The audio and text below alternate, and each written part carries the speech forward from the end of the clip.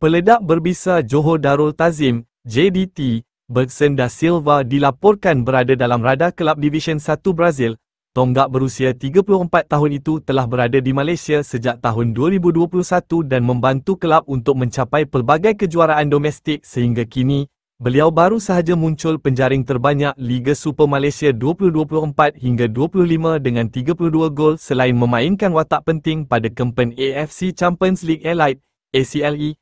Calon penyerang naturalisasi negara ini bagaimanapun dilaporkan berada dalam radar kelab terkemuka Brazil, Sports Club do Recife menerusi satu laporan oleh reporter Antonio. Penyerang JDT, Bergson, 34, berada di radar Recife. Kelab Merah Hitam itu telah meneliti situasi pemain itu yang berada di Johor, Malaysia, sejak 2021 dan menjaringkan 152 gol dalam 137 perlawanan.